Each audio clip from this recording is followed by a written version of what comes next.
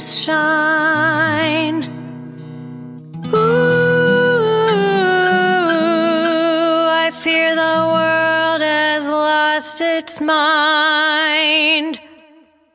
We're stir crazy.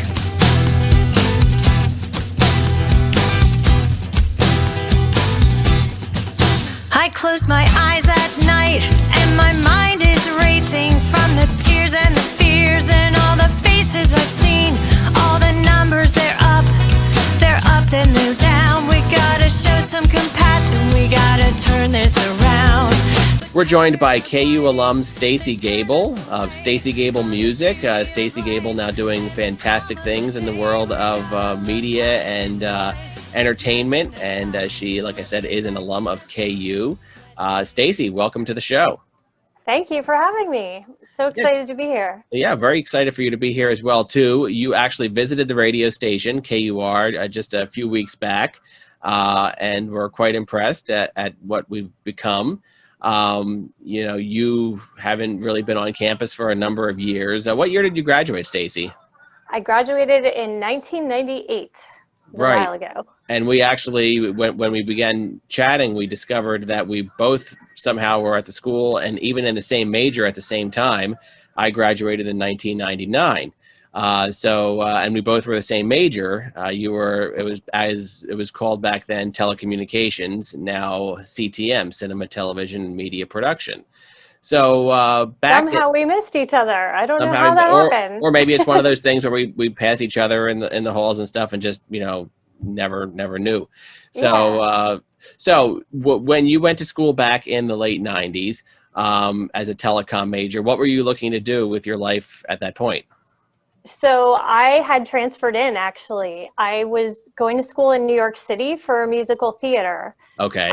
I was always interested in theater arts and music and dance, and that's what I was in New York for. And I didn't graduate with a degree, so it was a 2-year program. So I had the option of either staying in New York City and trying to transfer my credits somewhere there. But I decided to come home because home is Lehigh Valley. And I figured I would stay local, and I ended up at Kutztown and transferred into Kutztown. And it was actually the TV and film department that sold it for me, because I'd done the in front of the camera. Now it was time to really do the behind the scenes education, and right. It was really, really the right move for me, because it encompassed everything. It was the right time in my life, and it just made sense.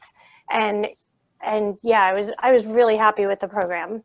Awesome. We'll talk a little bit more about the program and stuff in a little bit. So what happened after graduating in 1998? What did Stacy Gabel do? So I did an internship my last semester in New York. I actually went back to New York City. I found my way back.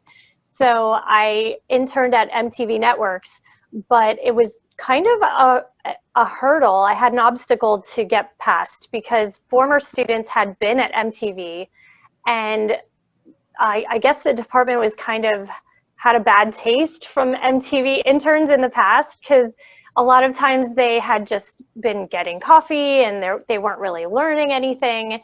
And so the department was kind of putting their foot down on it and squashing the whole MTV thing. And I was like, no, my background, I had been teaching musical theater and teaching piano and voice to kids. And I had nieces and nephews, and my whole thing was Nickelodeon. All I want to do is intern at Nickelodeon.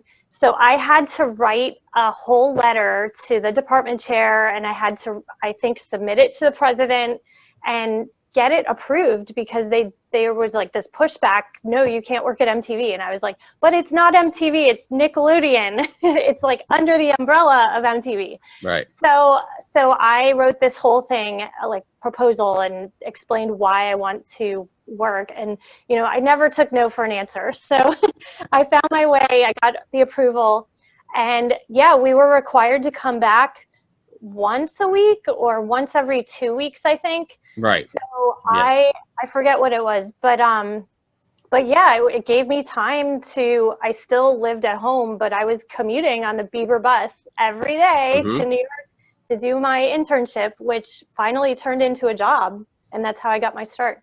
Yeah, I actually know I remember a few of my classmates did internships in New York City at this or that place and did that Bieber bus thing every day, spending like 4 hours of your life on a bus a day. But, Yeah, it you was a know, lot, but it was worth it. yeah, So yeah. Wow. Excellent. So, so then what happened after that? Where did you go after that? so after that, I ended up getting hired, and I got hired in the promotion department. So we did promos for all the TV shows. Hmm. And I still had the acting bug and still wanted to perform. So while I was in New York, I would audition for things and got a few things like some commercials and industrial films as an actor, and a few singing things. I did some theater also. I pretty much ran myself ragged because I was working all the time, but also trying to have an acting career at the same time, because I just having fun when you're, young like that, you can do that. Right. So, so eventually one of the producers I worked with, I got put on an assignment. He was in Los Angeles, and I ended up moving to Los Angeles, and it was just he and I. It was a small department, and we built the department to 8 people. So that was my next move, was out to Los Angeles. And then I became like an actor because I was behind the scenes and I had like a lot of cool things happening. But then I got an agent and I was doing acting and TV work and film and got my SAG card. So now I'm union, and it was crazy. So, and now I'm back in Pennsylvania. Good stuff. Now you're back in Pennsylvania and doing a great job. Doing a great job as a musician. I mean, you're focusing a lot on your musical career from your website, and I see that you do, a lot of local venues. Of course, that might be, more toned down now with the pandemic, and such. Talk a little bit about what got you into your own little world of music, musicianship. So I've always been a singer, Mm-hmm. and I always did chorus in school or the theater programs, and did a lot of shows when I first started college. And then going to school, it was like singing, dancing, acting all day, all night, like everything. So that's really my passion. And I guess it was in Los Angeles I purchased my first guitar, Mm-hmm. and that was really what pushed me to perform as with my guitar, because it took me a while to get up the nerves to do it. But once I moved home to Pennsylvania, I actually was like looking for a musical outlet, and I joined the Bach Choir of Bethlehem, and then I joined a band, and then I joined a trio, and every year I just keep doing more and more. So my solo career really started, I would say, taking off in the past 3 years. So I'm kind of a late bloomer when it comes to music. I mean, I've always done it, Mm-hmm. but as a performer and getting out to the world, people might be like, well, where the heck has you been? Well, I've been doing all these other things that are now allowing me to be able to do this. And this was going to be my best year. I won the Lehigh Valley Music Awards 3 years in a row, and everything was just doing really well. I've been putting out music. So it's just been a whirlwind. I mean, I keep moving forward and really using all of the skills that I have to it's just all coming together. So it's really exciting.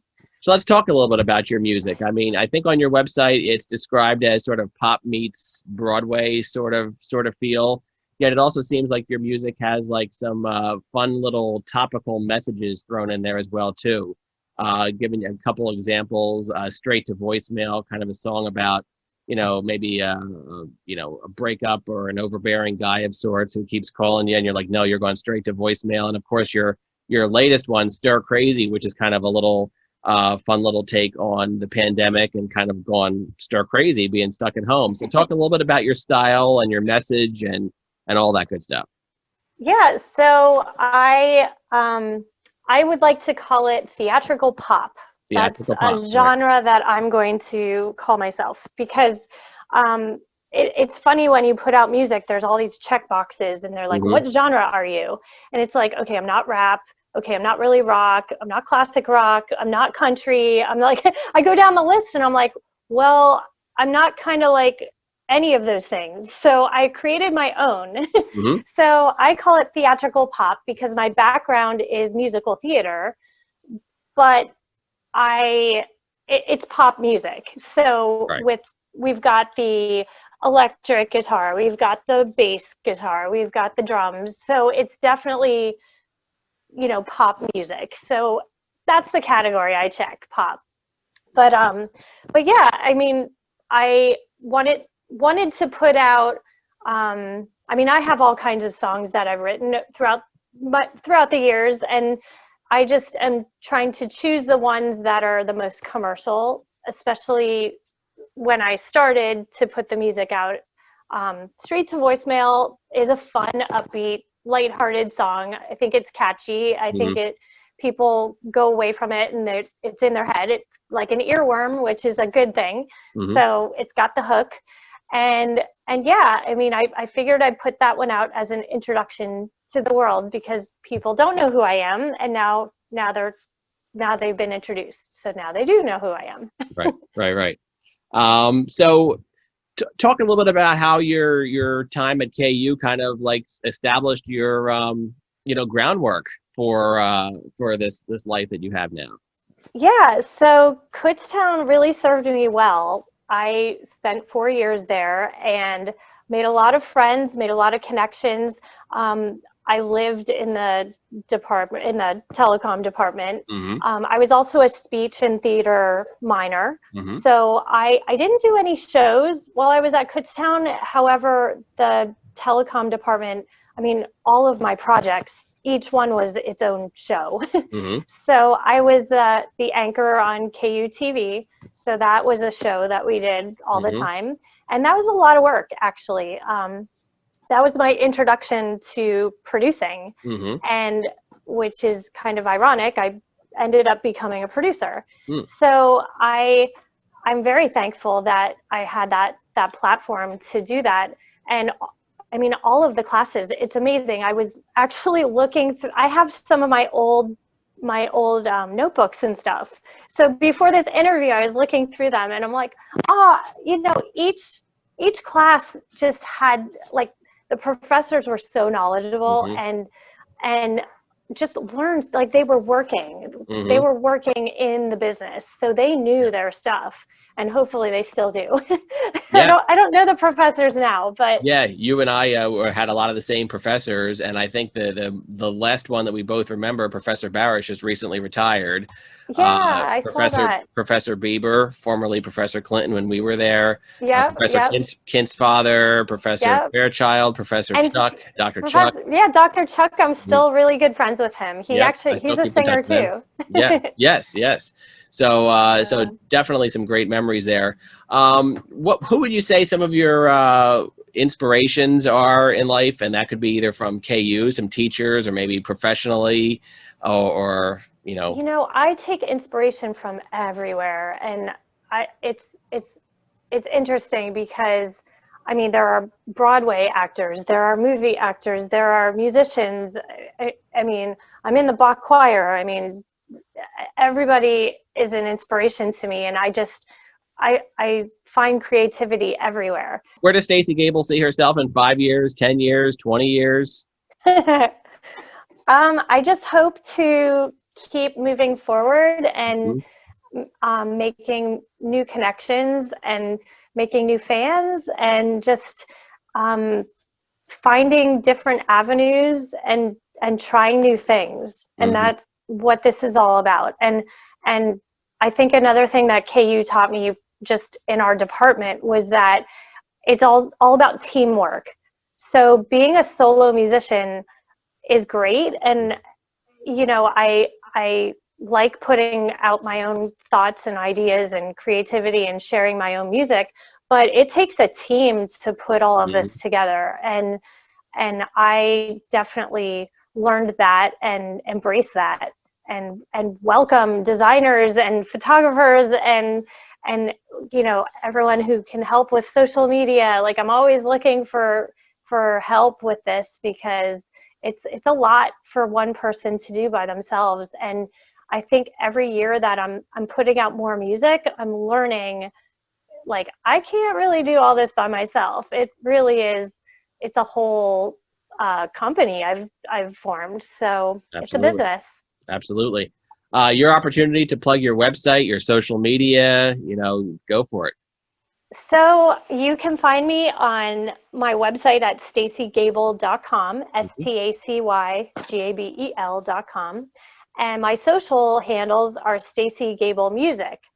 I'm also on YouTube, which I've been putting a lot of videos out there, and definitely subscribe to my channel if you would, because that is what my goal is, to try to get as many subscribers as I can. And then I really want to keep putting out new music and new videos and just keep plugging away. I've talked to, just one final question, I've talked to a number of artists since the pandemic has hit, and it's kind of given them a new way of doing things, maybe focusing on online concerts, or, more personal type, electronic type concerts. How have you adapted to COVID and connecting with your fans in these interesting times? So yeah, COVID, like I said, I actually put out a new song called High Heeled Shoes in February. Okay. And so I started out the year with a new single being released, and the music awards. I won the music awards the very beginning of March.